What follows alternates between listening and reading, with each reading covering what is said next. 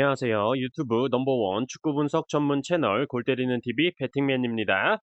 자, 다들 아시다시피 제가 잠시 2주 동안 한국을 떠나서 프랑스와 스위스를 좀 다녀왔고, 낮에는 가족들과 함께 여기저기 구경하면서 머리도 좀 식히고 견문도 넓히는 시간을 좀 지냈고, 밤에는 또 와인 한 잔 딱 하면서 어떻게 하면 저희 골 때리는 TV가 더 발전할 수 있을까? 많은 고민을 했던 것 같습니다. 자, 그러면 축구 토토 승무패 시작하기 전에 항상 말씀드리는 내용이죠. 제 최종 픽을 보시고 그대로 구매하지 마시고 참고할 건 참고하시고 버릴 건 버리시라는 말씀 항상 드리죠. 그 이유는 당연히 제 최종 픽이 정답지가 될 수가 없고 올해 제 최종 픽이 3등 적중 2회, 4등 적중 4회, 10경기 적중 6회를 기록 중이기 때문에 축구토토 승무패에서 1등을 하시려면 최소한 제 최종 픽에서 2경기 정도는 바꿔줘야 그나마 가능성이 있지 않을까 생각이 들어서 그렇습니다. 자, 그러면 오랜만에 재밌고 유쾌한 골 때리는 TV 배팅맨의 최종 픽 한번 들어보러 가보셔야겠죠? 그 전에 뭐 해야 된다고요? 그렇죠. 영상 시작 전에 좋아요 한 번씩 눌러주시고 구독 안 누르고 보시는 분들은 구독 꼭 눌러주시고 좋아요 함께 눌러주시면 감사하겠습니다. 누르셨으면 시작해 보도록 하겠습니다.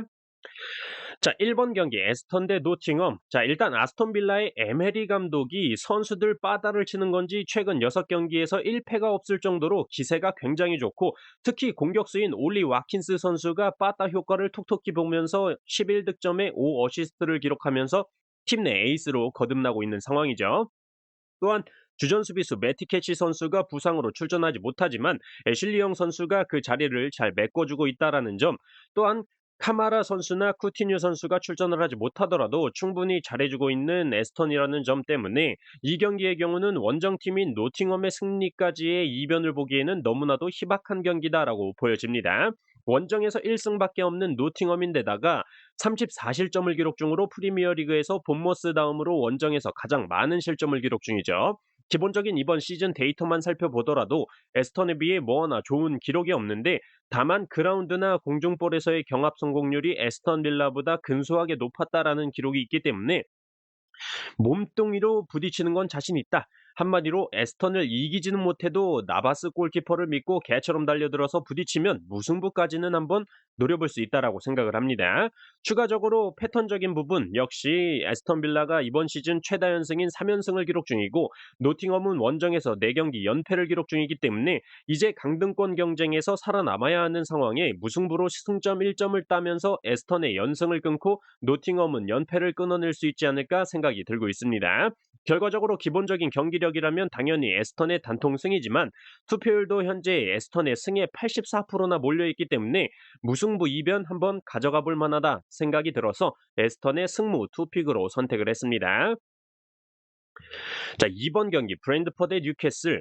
자, 우선 이 경기는 딱 보자마자 쉽지 않겠다라고 느꼈던 경기이긴 하지만 브랜드퍼가 승리를 하기는 힘들다라고 생각이 들었던 경기였습니다. 왜냐면 뉴캐슬 최근 경기 보신 분들은 아시겠지만 거의 미쳤죠. 이번 시즌 진짜 챔스권을 노릴 정도로 잘 나가고 있고, 중원 자원들의 활약이 좋다 보니까 공격 자원들의 마무리 능력도 덩달아서 좋아지는 것 같습니다. 약간 아쉬운 건 미구엘 알미론 선수가 없다라는 점인데, 제이콥 머피 선수가 어느 정도 준수한 활약을 보여주고 있기 때문에 대체 자원이 없는 건 아니다라고 보여집니다.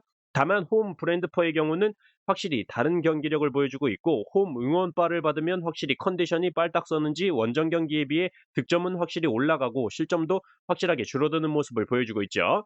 브랜드퍼의 경우 뉴캐슬과 동일하게 역습 전술을 보여주고 있는 팀이기 때문에 동일한 전술이라면 뉴캐슬이 우세하다라고 판단이 됐는데, 상대 진영에서의 패스 정확도나 긴 패스, 롱 패스의 정확도가 5%에서 10% 정도 뉴캐슬이 우세한 상황이기 때문에 훨씬 더 많은 찬스를 잡아낼 것으로 보여지고, 최근 칼럼 윌슨 선수의 골 결정력이 굉장히 좋기 때문에 기본적으로는 브랜드퍼의 패배를 생각하지만, 브랜드퍼의 경우 골 전환율이 굉장히 높은 팀인데 한마디로 적은 기회에도 득점을 만들어낼 수 있다라는 얘기죠. 그 중심에는 이반 토네이 선수가 있습니다. 그렇기 때문에 패턴적인 부분으로 브랜드퍼의 경우 이번 시즌 2연패가 없었다라는 패턴적인 부분도 있어서 브랜드퍼의 무와 패 투픽으로 선택을 해보도록 하겠습니다.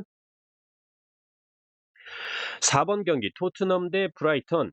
자, 최근 토트넘 경기를 보신 분들이라면 토트넘의 승리를 과연 찍을 수 있을까라는 생각이 들 정도로 개판인 토트넘입니다. 근데도 토트넘의 승리에 투표율 63%가 몰려 있는데 이것이야말로 손흥민 선수 국뽕에 취한 투표율이다라고 생각이 듭니다. 일단 꼰대 감독이 있을 때에도 개판이었는데 모가지를 잘렸는데도 경기력은 살아나지 않고 있죠. 일단은 새로운 감독이 와야 뭔가 바뀔 것 같고 현재 스텔리니 감독 대행이 토트넘을 맡고 있는데 꼰대 밑에서 일해서 그런지 딱히 바뀌는 것도 없고 브라이턴과의 경기 전 인터뷰에서도 부상자도 많아서 전술적 변화를 줄 수가 없어서 꼰대 감독 전술 그대로 사용하겠다라고 말을 했죠. 그렇다면 또 페리시치와 손흥민 환상의 조합이 아니라 환장의 조합으로 나올 게 뻔한데 공격이 제대로 이루어지기란 힘들다라고 생각을 합니다. 또한 토트넘의 주전 수비 자원인 벤 데이비스, 에메르송 선수가 부상으로 출전하지 못하고 중원 자원의 비수마, 벤탄쿠르, 세세뇽 선수가 지속적으로 출전을 하지 못하기 때문에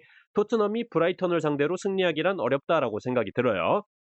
더군다나 브라이턴이 이번 시즌 너무나도 잘 나가고 있기 때문에 이 경기는 브라이턴이 주도권을 잡고 많은 찬스를 잡을 것으로 보이고 토트넘은 또 페리시치의 주구장창 해리케인의 맞방만 노리는 똥크로스와 에릭 다이어가 아니라 에라이 다이어 선수의 환장 수비를 보여주면서 홈에서 4경기 연승 중이라는 믿을 수 없는 기록이 깨지게 되는 경기가 될 것이다 라고 생각을 합니다.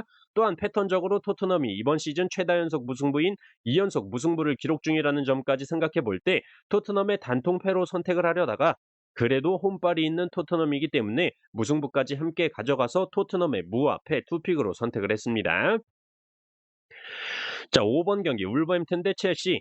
자, 드디어 첼시의 포터 감독이 잘렸습니다. 계속 이딴 식으로 하다간 포터 감독 잘리고 포터 끌고 붕어빵 팔러 다녀야 된다라고 말씀을 드렸었는데 드디어 잘렸네요. 잘리면서 새로운 감독은 첼시의 레전드 프랭크 램파드 감독이죠. 에버튼에서는 실패를 했지만 첼시와의 스쿼드 차이가 확실히 있다라고 보이고 첼시의 현재 스쿼드로는 램파드 감독이 실력을 잘 보여줄 수 있지 않을까 굉장히 기대가 되고 있습니다. 또한 램파드 감독이 첼시로 오는 건 쉬운 결정이었다.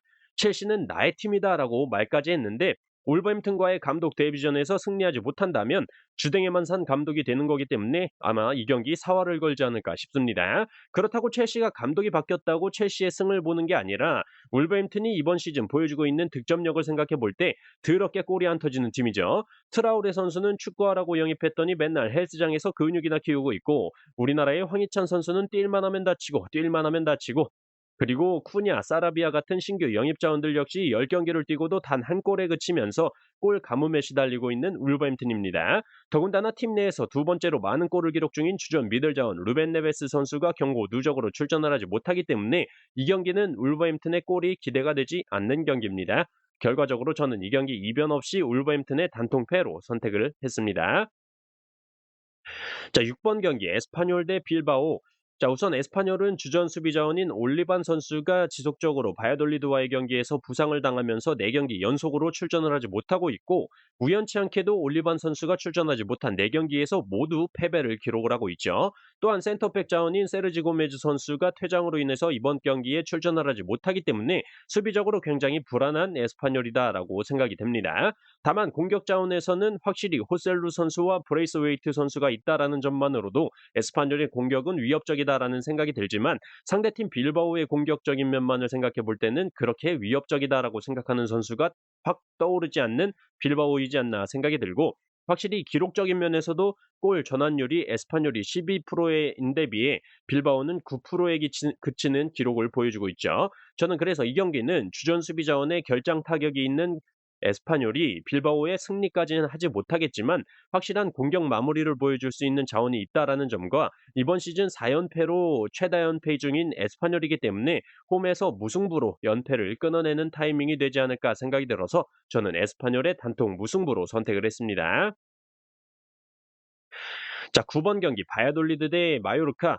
자, 우선 맞대결 전적에서부터 바야돌리드가 우세한 기록을 보여주고 있고 사일라릴이라는 선수를 영입을 해왔고 8경기 5골을 기록을 보여주면서 공격에서의 마무리를 확실하게 해주고 있는 모습이죠. 더군다나 지난 레알 마드리드 원정 경기에서 오스카 플라노, 키케 페레즈 같은 주전 자원들을 후반전에만 교체 투입을 했고 사일라린 선수는 아예 출전을 시키지 않으면서 레알 마드리드 원정은 어차피 질게 뻔하니 주전 자원들의 체력 안배를 위해서 레알 마드리드의 6대 0으로 그냥 개털렸죠. 또한 마요르카의 경우는 항상 말씀을 드리듯이 이강인 선수 혼자만 똥 빠지게 뛰어다닙니다. 한마디로 이강인 선수와 무리키 맞박 말고는 뭐가 없는 팀이다라고 말씀을 드릴 수가 있고, 특히나 원정 마요르카는 더더욱이 믿을 수가 없다라고 생각을 합니다. 저는 그래서 이 경기 지난 레알 마드리드와의 경기에서 에이스 자원들의 체력 안배를 마친 바야돌리드가 마요르카를 상대로 충분히 승리할 수 있을 것이다라고 생각을 하고, 무승부 이변을 바치지 않는 이유는 패턴적으로 마요르카가 이번 시즌 2연속 무승부를 기록한 적은 없었기 때문에 바야돌리드의 단통 승으로 선택을 했습니다. 11번 경기 베티스 대 카디스. 자, 이 경기 사실상 그렇게 많은 고민을 하지 않았던 경기인 것 같습니다. 베티스의 경우 홈에서 강한 모습을 보여주고 있고, 원정팀 카디스의 경우는 홈보다 원정에서의 득점력은 반으로 줄어드는 모습을 보여주고 있기 때문에 일단 카디스의 승까지는 이변을 보지 않고 있고, 지금까지의 전적을 볼 때도 베티스가 6승 3무 1패로 앞서고 있는 상황에 가장 최근 카디스 원정에 가서 베티스가 무승부를 기록했었기 때문에 홈으로 돌아와서는 충분히 잡아낼 수 있다라고 생각을 합니다. 그 이유로는 카디스의 주전 골키퍼인 코난 레데스마 골키퍼가 출전이 불가하기 때문에 다비드 길 골키퍼가 출전을 할 텐데, 가뜩이나 원정에서 수비적인 부분 불안할 것으로 보이고, 카디스 원정에 가서 무승부를 할 당시에 베티스의 에이스 공격 자원인 이글레아시스 선수와 주전 미들 자원인 카날레스 선수가 후반에 교체 투입이 되면서 20분 정도씩만 뛰었었기 때문에 이번 홈 경기에서는 충분히 압도할 수 있을 것이다라고 생각을 하고, 베티스의 경우 일단 카디스에 비해 상대 진영에서의 패스 정확도 부분이 거의 15% 가까이 높은 기록을 보여주고 있고, 카디스가 페널티킥 허용이 많은 팀이기 때문에 베티스가 사실상 퇴장만 나오지 않는다면 충분히 승리할 수 있는 경기라고 생각을 합니다. 베티스의 단통승으로 선택을 했어요. 자, 13번 경기 알메리아 대 발렌시아. 자, 일단 알메리아가 라리가에서 거의 뭐 역대급으로 혼발을 받는 팀이지 않나 싶습니다. 원정에서는 아직 1승도 없는 팀이 홈에서는 7승을 기록 중으로, 홈에서는 득점이 2배 가까이 상승하고 실점 역시 2분의 1 가까이 줄어드는 모습이기 때문에 현재 강등권인 19위에 위치해 있는 상태로 강등당하지 않으려면 무조건 홈 경기는 잡아야 된다라고 생각을 하고 있을 것으로 보여져요. 다만 주축 수비 자원인 아키에메 선수와 가장 많은 골을 기록 중인 에벨랄 투레 선수가 부상으로 출전이 불가능하다라는 점은 조금은 아쉬운 상황이죠. 다만 상대팀 발렌시아의 경우는 원정에서의 득점력이 현저하게 떨어지는 모습을 보여주고 있고, 실점도 늘어나는 모습을 보여주고 있긴 하지만 상대 전적에서 알메리아에 우세했었다라는 점과, 알메리아는 역습을 통한 공격 전개를 하지만 발렌시아는 점유율을 가져가면서 운영을 하기 때문에 양팀의 경기 운영상 승부는 좀 갈릴 것으로 보이는 경기입니다. 또한 발렌시아 역시 알메리아와 마찬가지로 승점 27점으로 강등 위기에 처해 있기 때문에 이런 강등권에 있는 팀들의 대결일 경우 사이좋게 1점씩 승점을 나눠 갖는다면 그것만큼 비용신 같은 짓은 없다라고 생각이 들어서 저는 이 경기 알메리아의 승패 투픽으로 선택을 했습니다. 자, 14번 경기 라요 대 AT 마드리드. 자, 라요는 사실상 이제는 순위권에서 좀 내려와야 될 시기라고 생각이 듭니다. 리그 8위로 이른발에 비해 너무 높이 올라가 있다라는 생각이 드는데, 사실상 원정 AT 마드리드라는 점에서 AT 마드리드가 사고 친 적이 많아서 라요의 단통 패로만은 선택하기에는 좀 애매한 점이 있긴 합니다. 여기에 AT 마드리드가 이번 시즌 4연승으로 최다 연승 중이라는 점, 역시 무승부를 좀 받쳐서 가야 될지 굉장히 고민을 하게 만들었는데, 결론적으로는 그래도 라요의 단통패로 선택을 했습니다. 기본적으로 주전 수비 자원인 만다바 선수가 부상으로 지속적으로 출전이 불가능하지만, 만다바 선수가 출전하지 않았어도 AT 마드리드가 4경기 연승을 기록을 했고, 4경기에서 실점은 단 1실점밖에 없었기 때문에 만다바 선수의 공백은 크지 않다라고 생각이 들고 있습니다. 또한 라요와의 상대 전적에서 AT 마드리드가 8승 2무로 압도적인 전적을 기록 중이고, 이미 최근 맞대결에서 라요와 1대1 무승부를 기록했었기 때문에 라요를 상대로 맞대결 전적 2연속 무승부를 기록하긴 힘들다라고 보이고, 현재 라요가 이번 시즌 최다 연속 무승부인 2연속 무승부를 기록 중이기 때문에 AT 마드리드를 상대로 3연속 무승부는 어렵지 않을까 생각하고 있습니다. 저는 라요의 단통패로 선택을 했어요. 자, 이렇게 축구토토 20패 21회차 최종픽 말씀을 드려봤습니다. 참고하셔서 골때리는 TV 가족분들 좋은 결과 있으셨으면 좋겠습니다. 이번 한 주도 너무너무 수고하셨습니다. 이상입니다.